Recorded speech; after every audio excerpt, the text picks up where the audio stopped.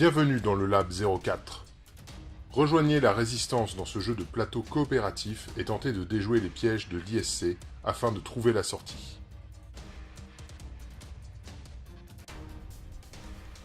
Qui déciderez-vous d'incarner?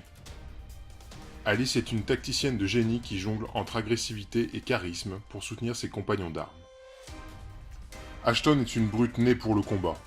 Il saura se montrer extrêmement meurtrier ou deviendra un véritable rempart contre les menaces. Duncan est capable de percer les murs du lab grâce à sa foreuse, réduisant ainsi à néant les stratégies de l'ISC. Jimmy et son robot Freedom sont très polyvalents, à la fois rapides et agaçants au possible. Méfiez-vous de Noé, qui utilisera ses drones pour vous bloquer la route. Le Blue Rikishi est un mur ambulant, parfait pour bloquer un passage ou protéger une zone. La Black Ubume est rapide et mobile, elle est capable d'atteindre des résistants se croyant en sécurité. Le Green Mamouchi est capable de passer à travers les murs et d'attaquer par surprise un résistant trop confiant.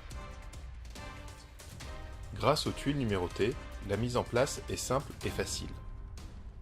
Le scénario sélectionné indique la position des dalles, ainsi que l'emplacement des airlocks et des accessoires liés à la mission, comme par exemple les caisses ou les objectifs. Le scénario indique aussi les zones d'entrée des combattants et les conditions de victoire.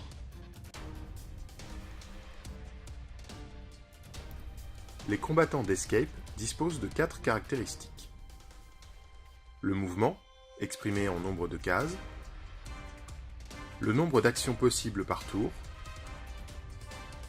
les dés de combat, leur nombre et leur couleur, et les dés d'intellect. La fiche de personnage présente aussi plusieurs informations.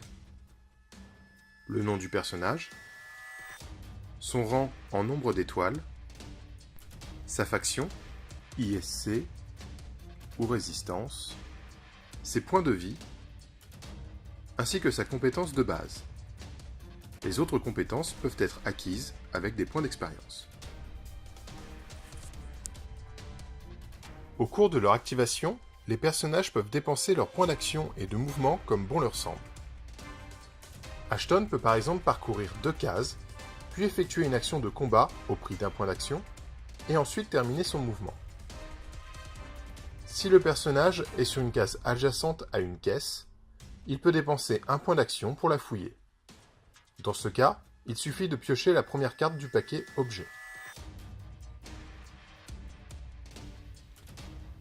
En dépensant un point d'action, un personnage peut attaquer un combattant adverse situé sur une case adjacente.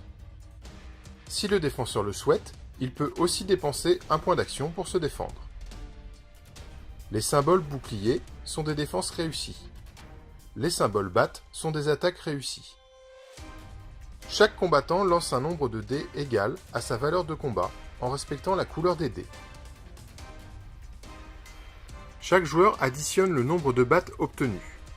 Puis on soustrait le nombre de boucliers obtenus par l'adversaire.